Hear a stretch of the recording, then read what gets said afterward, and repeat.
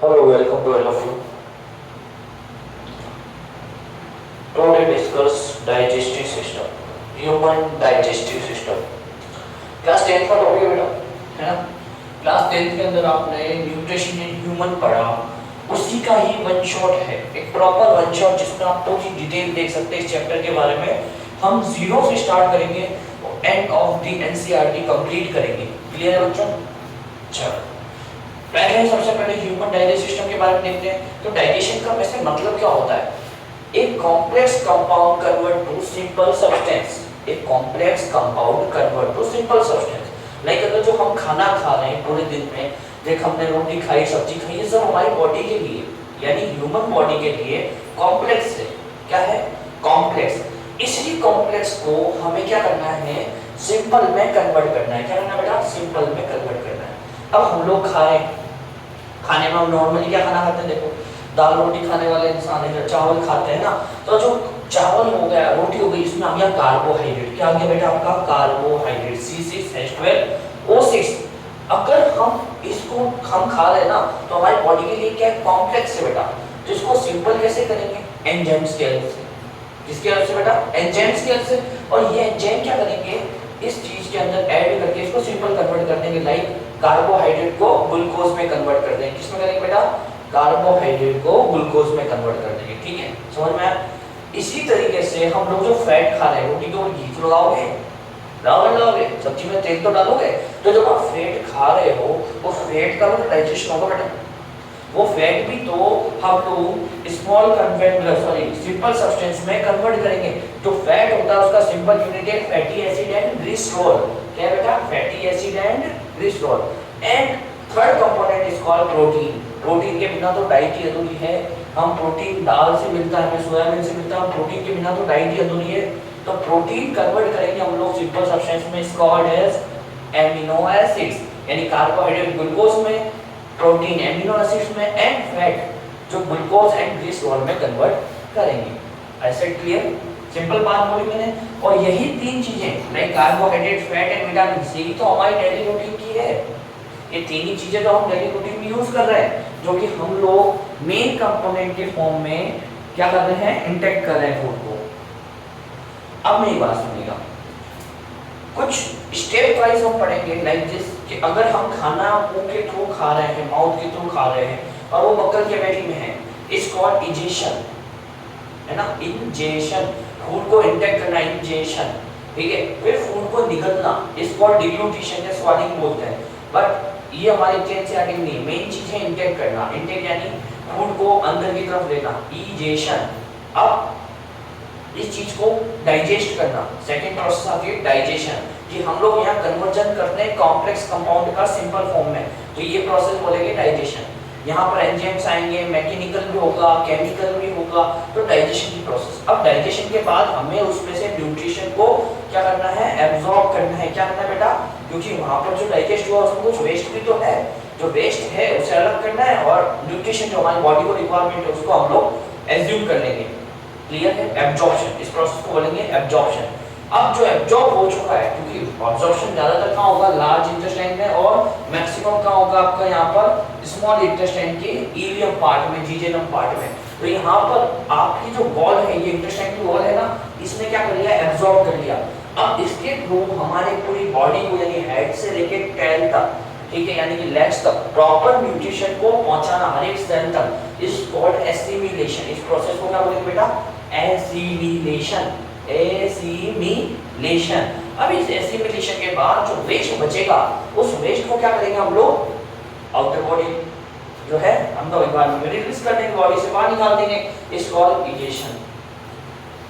Ingestion, digestion, absorption, assimilation and ingestion. Process समझ में आई? ये फ्लो चार्ट बन रहा है। इंजेशन, इंटेक करना, डाइजेशन, डाइजेस्ट करना, एब्जॉर्प्शन, एब्जॉर्ब करना, एसिमिलेशन यानी सेल्स तक पहुंचाना, और उसके बाद जो वेस्ट बचा है इसको बॉडी से बाहर निकालना, एनवायरनमेंट डालना, इंजेशन। क्लियर है? एक्सक्रीशन जिसे हम बोलते हैं। हम सुनो, चलो यहाँ तक की बात हमारी थोड़ी बहुत क्लियर हो गई। अब सुनिए, हम ह्यूमंस हेटेरोट्रॉप्स, हेटेरोटॉपिक न्यूट्रिशन करते हैं, जहां पर हम देखते हैं कि हेटेरोटॉपिक 3 टाइप के होते हैं, सेप्रोटॉपिक्स और पैरासिटिक एंड होलोजोइक। सेप्रोटॉपिक्स कौन से थे मैंने बताया था बेटा, जो ऑर्गेनिक सब्सटेंस पे रहकर और अपना न्यूट्रिशन हैंडल करते हैं, लाइक फंगस जो आपकी ब्रेड रोटी इत्यादि पे अपना न्यूट्रिशन लेती है, ब्रेड से न्यूट्रिशन लेती है कि लेती वैसे। तो ऑर्गेनिक सब्सटेंस जो एनवायरनमेंट में कुछ टाइम बाद डिस्ट्रॉय हो जाते हैं, तो वो ऑर्गेनिक सब्सटेंस पे रहकर अपना न्यूट्रिशन लेते हैं, माइक्रो ऑर्गेनिज्म, ठीक है, fungus, some bacteria etcetera. Parasitic जो लिविंग बॉडी पे रह के और उनको किल नहीं करते, लाइक डिस्ट्रॉय नहीं करते लिविंग बॉडी को, और क्या करते हैं अपना न्यूट्रिशन लेते हैं, लाइक लीच जो हमारे शरीर में जुए होते हैं वो लीच।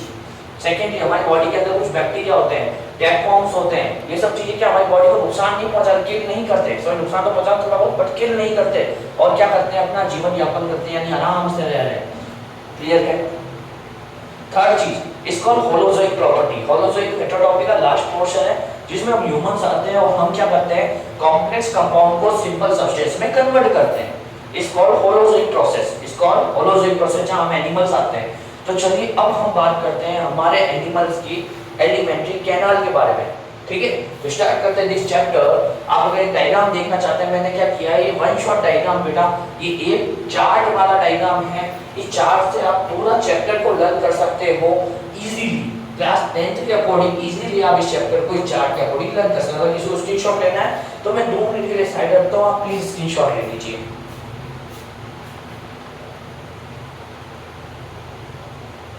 ओके, पॉज करके स्क्रीनशॉट ले लिया होगा, चलिए बढ़िया।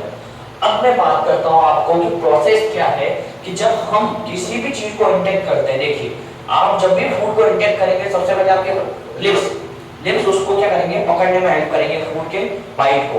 अब फूड कहां जाएगा, फूड जाएगा आपके बक्कल कैविटी में बेटा। कहां जाएगा बेटा, आपकी बक्कल कैविटी में। ये बक्कल कैविटी करती क्या है, देखिए मैं यहाँ पे उसको इन्वर्टेड कॉमा में लगा देता हूँ। बक्कल कैविटी के अंदर आपने 3 चीजें देखी होगी, like teeth, tongue and salivary glands.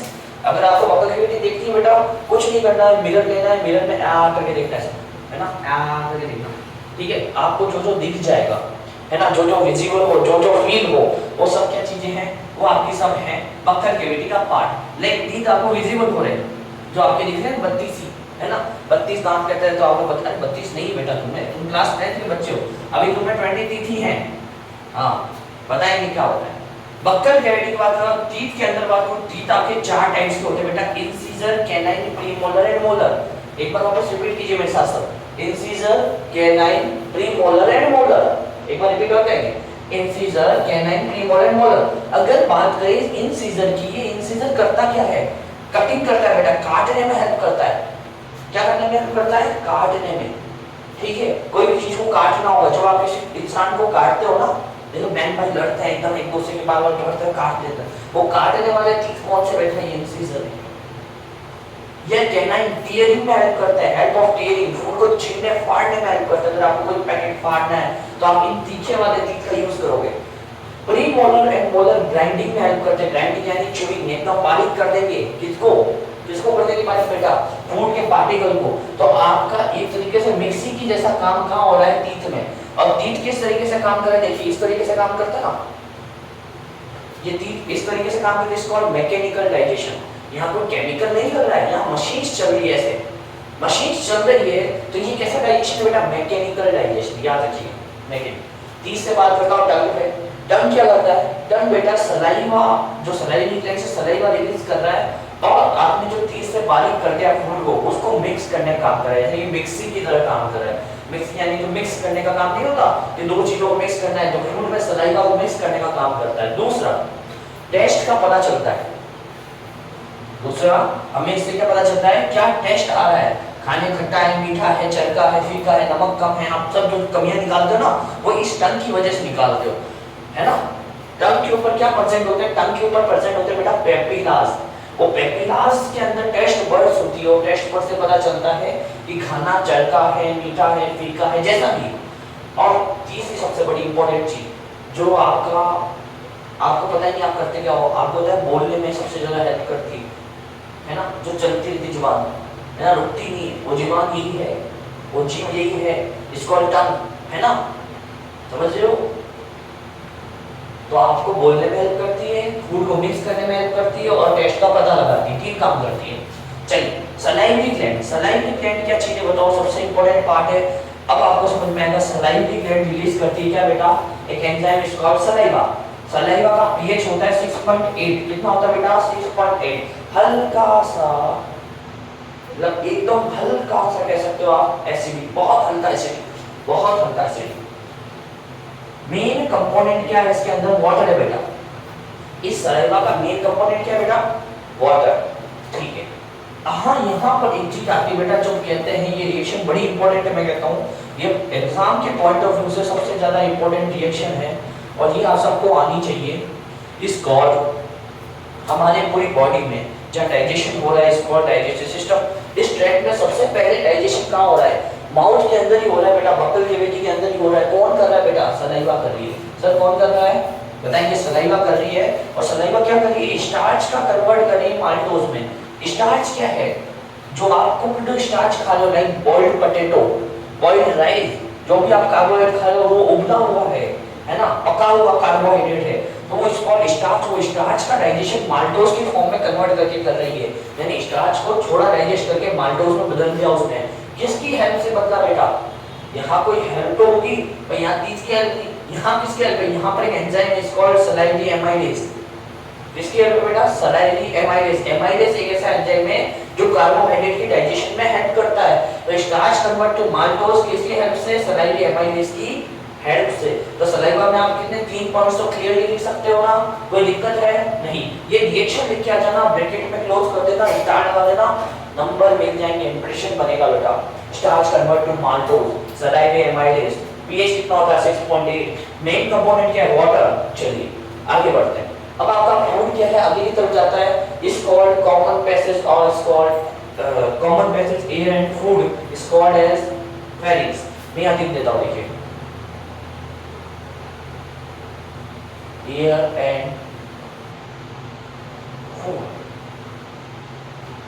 चलिए आप देखिएगा कि ये नोज के थ्रू जो एयर आ रही है वो भी यहीं खुल रही है, फूड आ रहा है वो भी यहीं आ रहा है, माउथ के थ्रू वाटर आ रहा है, पानी आ रहा है। तो ये ऐसा पैसेज है कॉल्ड फेरिंग्स, जहां पर आपका पानी और हवा या पानी और फूड या हवा और फूड इस कॉमन पैसेज में आते हैं। Food is common passage is called as pharynx. Pharynx एक ऐसा पार्ट है जहां पर हवा और खाना दोनों आते हैं, इसलिए यहाँ पर जब ज्यादा इन्फेक्शन होने के चांसेस बन जाते हैं। जैसे कि आप कई बार देख सुना होगा कि आप ठंड के मौसम के अंदर या गर्मी में आप एक्सरसाइज कर रहे हो या साइकिलिंग करके आए और आपने ठंडा पानी पी लिया, आपका गला बैठ जाता है, गला दुखने लग जाता है, थ्रोट पेन करने लग जाता है, वो सब इसी के रीजन में होते हैं। यहाँ पर कुछ बैक्टीरिया ग्रो कर जाते हैं एंड यहाँ सॉइलिंग क्रिएट कर लेते हैं, इसलिए यहाँ पर इन्फेक्शन ज्यादा होते हैं। It's called sensitive part of human digestive system. तो मेनली ज्यादा सेंसिटिव पार्ट कौन सा है आपका, फेरिंग्स। अब चलिए यहाँ पर वैसे 2 ट्यूब्स होती है फेरिंग्स के बाद, बट हम लोग पढ़ रहे डाइजेस्ट सिस्टम तो मैं डायरेक्ट एक ट्यूब बना रहा हूँ, इट्स कॉल्ड इसोफेगस। नहीं तो ये इसोफेगस है ना, इस तरीके से होती है, पीछे वाली पाइप इसोफेगस और आगे वाली पाइप आपकी एयर पाइप या मिड पाइप। ये आगे वाली पाइप जो आप देख रहे हो ना, ये वाली पाइप, ये आपकी क्या पाइप है, एयर पाइप। इसके जस्ट पीछे होती है आपकी इसोफेगस यानी फूड पाइप, जिसे हम फूड पाइप भी कहते हैं, इसोफेगस भी कहते हैं, ठीक है। ये एक लंबी सी पाइप का स्ट्रक्चर है, बहुत थिन पाइप है, पतला सा पाइप है, ज्यादा मोटा पाइप नहीं है बेटा, पतला सा पाइप है। और ये पाइप क्या कर रहा है, सिर्फ कनेक्ट कर रहा है किसको, बक्कल कैविटी को आपके जे शेप स्टोमक से, जे शेप स्टोमक से कनेक्ट करने का काम कर रहा है।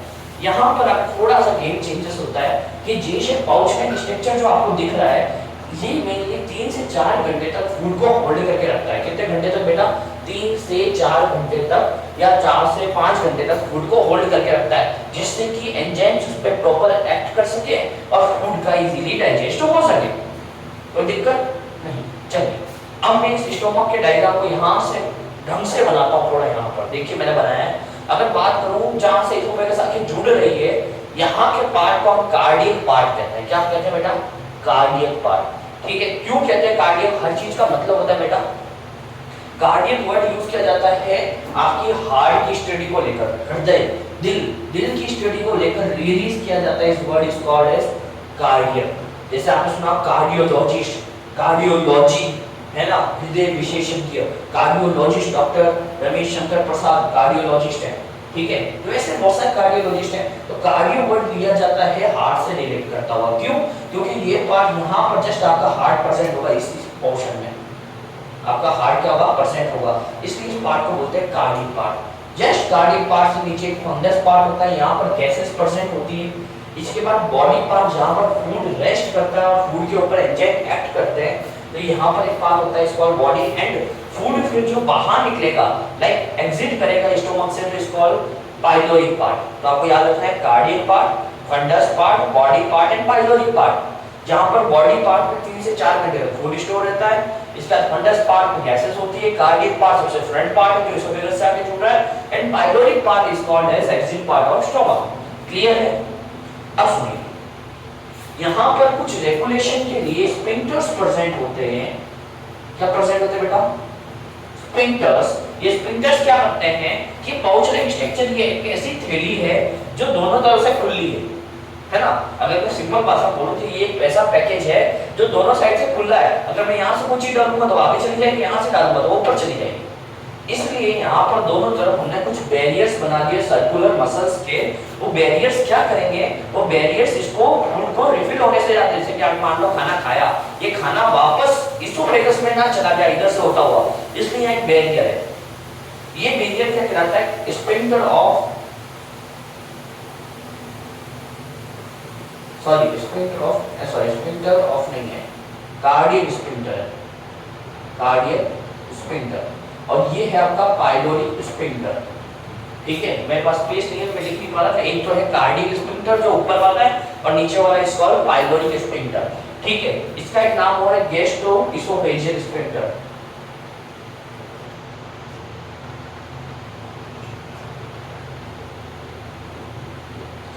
याद रखिएगा, cardiac sphincter, gastro oesophageal sphincter. दूसरा इसका नाम क्या है? पाइलोरिक स्फिंक्टर, जो पाइलोरिक पोर्शन के ऊपर आता है। अब ये स्टोमक आगे कहां खुल रहा है? देखिए, ये शीश स्ट्रक्चर जिसको ड्यूडेनम, जो कि स्मॉल इंटेस्टाइन का पार्ट है, यहाँ खुलता है। यहाँ पर जो हुआ वो हो गया। अब यहाँ से फूड आगे जाएगा स्टोमक से इंटेस्टाइन की तरफ। ये पार्ट है छोटा सा, 20 से 25 सेंटीमीटर लंबा होता है। इस कॉल्ड ड्यूडेनम पार्ट है स्मॉल इंटेस्टाइन का पहला पार्ट है ड्यूडेनम, जहां पर मैक्सिमम डाइजेशन हो जाता है। क्योंकि देखिए, ड्यूडेनम की वॉल में, ये वॉल है ना, इस वॉल के अंदर भी कई सारी ग्लैंड्स हैं जो कि एंजाइम सीक्रेट कर रही है। प्लस ये लीवर, देखिए लीवर भी आगे यहाँ खुल रहा है, पैंक्रियास भी आगे यहाँ खुल रहा है, दोनों आगे खुल रहे हैं। इसका मतलब यहाँ पर बहुत ज्यादा एंजाइम्स आने वाले हैं, तो डाइजेशन मैक्सिमम यही होने वाला है। क्लियर है?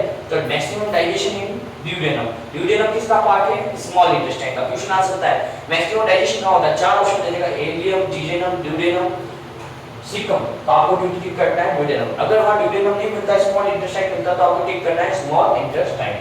अब इंटेस्टाइन के पार्ट देखिए, जीजेनम, इलियम, ड्यूडेनम, जीजेनम, इलियम। ड्यूडेनम में मैक्सिमम डाइजेशन, जीजेनम में एब्जॉर्प्शन, और मैक्सिमम एब्जॉर्प्शन की बात करो इस कॉल्ड इलियम।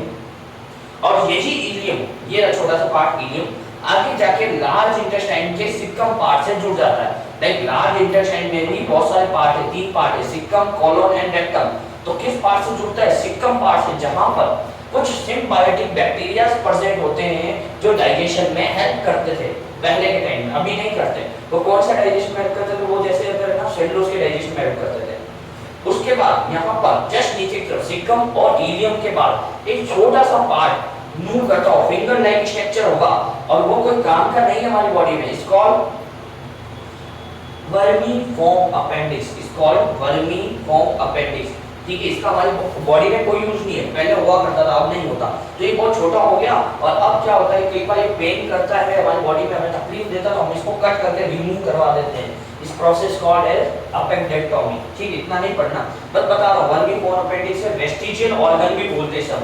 हम डायरेक्टली अगर वर्ड बोले वर्मीफॉर्म अपेंडिक्स तो सीधा अगर ऑब्जेक्टिव में क्वेश्चन आता है तो वहां पर कहीं ना कहीं क्वेश्चन बना देते हैं कि वेस्टिजियल ऑर्गन कौन सा है, तो आपको बता देना वर्मीफॉर्म अपेंडिक्स या अपेंडिक्स।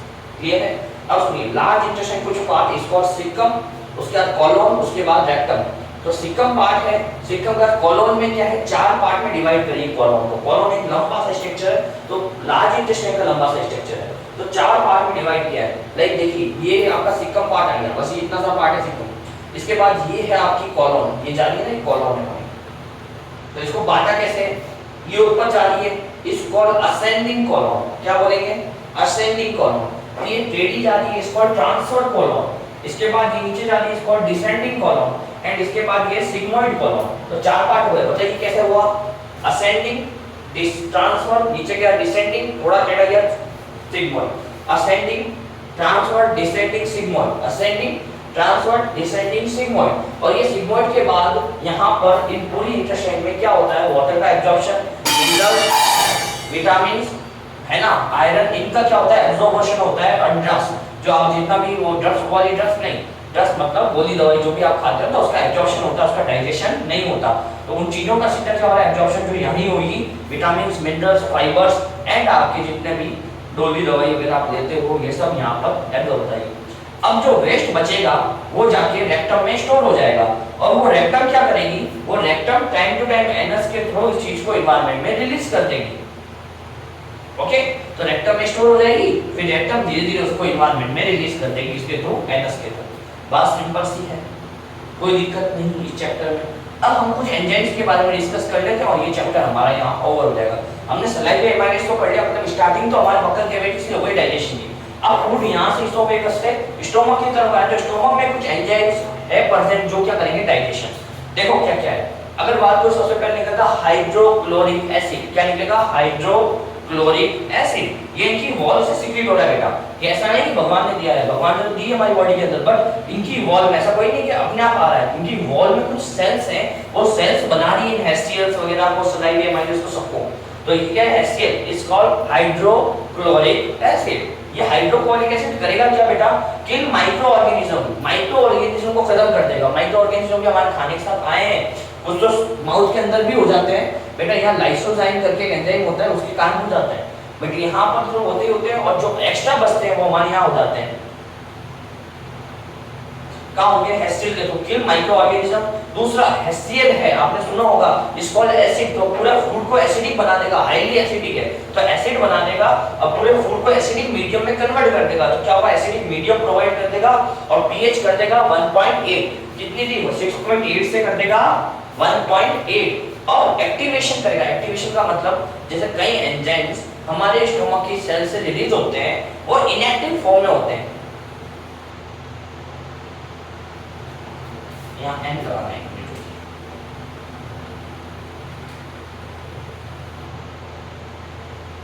चलिए,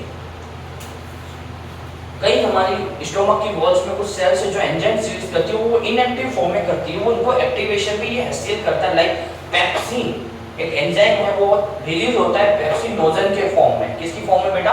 पेप्सिनोजन। जिस वर्ड के पीछे ओजन लग जाए या आगे प्रो लग जाए, सफिक्स और प्रीफिक्स में ओजन या प्रो लग जाए तो वो इनएक्टिव है। लाइक पेप्सिनोजन, प्रोरेनिन, ये कैसे एंजाइम से? इनएक्टिव एंजाइम, ये वर्क नहीं कर रहे। ये वर्क कब करेंगे? जब इनके ऊपर हेस्टिल आके गिरेगा। तो हेस्टिल जैसे गिरेगा तो कन्वर्ट किसमें हो जाएगा? पेप्सिनोजन हो जाएगा पेप्सिन में, और प्रोरेनिन हो जाएगा रेनिन में। बात सिंपल है। पेप्सिनोजन कन्वर्ट टू पेप्सिन किसकी प्रेजेंस में? हेस्टिल की प्रेजेंस में। And prorenin convert to rennin is presence of हेस्टिल। अब बात करते हैं, जो हेस्टिल है ये बहुत ज्यादा एसिडिक नेचर प्रोवाइड करता है एंड हाईली एसिडिक है। तो एसिड तो बॉडी को गला सकता है, हमारे स्टोमक की वॉल तो गल जाएगी। तो गलने से बचाने के लिए एक प्रोटेक्शन लेयर्स का फॉर्मेशन होता है, वो होती है mucus layer. Is called mucus layer release करती है म्यूकस, और वो म्यूकस क्या करता है? प्रोटेक्शन लेयर फॉर्म कर देता है अंदर की तरफ मोटी सी, जो क्या करती है? एसिड से प्रोटेक्ट करती है। क्या करती है? एसिड से प्रोटेक्ट करती है। उसके बाद बात करता हूं पेप्सिन, रेनिन एंड लाइपेज। ये तीन एंजाइम्स रिलीज होते हैं, pepsin, rennin and lipase. Pepsin और ये तो आपने देख लिया, रेनिन कैसे इनका एक्टिवेशन हुआ। अभी करेंगे क्या? एक्टिवेशन तो हो गया, करना भी तो पड़ेगा कुछ ना कुछ। ये पेप्सिन क्या करेगा? पेप्सिन प्रोटीन का डाइजेशन करेगा बेटा। किसका डाइजेशन करेगा? प्रोटीन का। प्रोटीन के बड़े मॉलिक्यूल्स को छोटे छोटे मॉलिक्यूल्स में कन्वर्ट कर देगा। उसके बाद रेनिन मिल्क प्रोटीन का डाइजेशन करता था, बट ये याद रखिएगा यहाँ पर एक एक्सेप्शन है, ये इन्फेंट्स में प्रेजेंट होता है। किसमें प्रेजेंट होता है?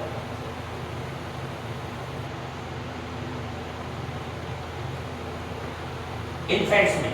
इन्फेंट्स क्या होते हैं? मतलब वो बच्चे जो अभी भी ब्रेस्ट फीडिंग कर रहे हैं, यानी मदर मिल्क पे सर्वाइव कर रहे हैं, उन बच्चों में ही रेनिन यूज होता है। वो मिल्क का कन्वर्टेशन कर देता है, यानी कर्ड में बदल देता है। मिल्क जो मदर मिल्क होता है ना, उसको कर्ड में कन्वर्ट कर देता है, जिससे कि ये स्टोमक में कम से कम 1-1.5-2 घंटा पड़ा रहे। नहीं तो अगर मिल्क होगा वो जल्दी से सर्वाइव करके निकल जाएगा। ये बैरियर भी जल्दी खुल जाएंगे, सही से डाइजेशन नहीं हो पाएगा प्रोटीन का, इसलिए उसको कर्ड में कन्वर्ट कर देते हैं, है ना। तो मिल्क प्रोटीन को डाइजेस्ट करने में हेल्प कौन करेगा? बच्चों में रेनिन। धीरे धीरे बच्चों में से हम बड़े होंगे, जब वो मदर बॉडी के अलावा अदर फूड पे आएगा तो ये रेनिन हो जाएगा बंद निकलना और पेप्सिन हो जाएगा शुरू। क्लियर है? फिर बात करते हैं लाइपेज। लाइपेज के अंदर हमारे अंदर कौन सा निकलता है बच्चों? तो हमारे अंदर पेप्सिन यूज आता है ना। लाइपेज की बात करो तो फैट के डाइजेशन में हेल्प करता है, बट ये बहुत स्मॉल अमाउंट में निकलता है, इसको कहते हैं गैस्ट्रिक लाइपेज। आपके एनसीईआरटी ने मेंशन नहीं कर रखा, बट आगे आप जब हायर स्टडीज में जाओगे क्लास 11 में एनसीईआरटी के अंदर चैप्टर पढ़ोगे, अभी तो हटा दिया वैसे, बट अभी हम तो पढ़ाते हैं, या आप जब भी बीएससी वगैरह हायर इंस्टीट्यूट में जाके जब भी पढ़ोगे प्रोफेसर से, तो वहां पर इस चीज को बताएंगे गैस्ट्रिक लाइपेज के बारे में। तो आपको पहले से थोड़ा पता होना चाहिए कि बहुत स्मॉल अमाउंट में रिलीज होता है गैस्ट्रिक लाइपेज, जो हल्का सा फैट का डाइजेशन करता है। अब देखिए, अब हम वहां से रिलीज होकर आगे जाएगा इसको इंटेस्टाइन में, और इंटेस्टाइन के अंदर बहुत सारी ग्लैंड्स प्रेजेंट है। अगर इंटेस्टाइन की बात करें तो इंटेस्टाइन खुद अपना एक जूस निकलता है, it's called intestinal juice, it's called intestinal juice. ये इंटेस्टाइन जूस को सक्कस इंटेरिकस भी बोलते हैं बेटा, याद रखिएगा।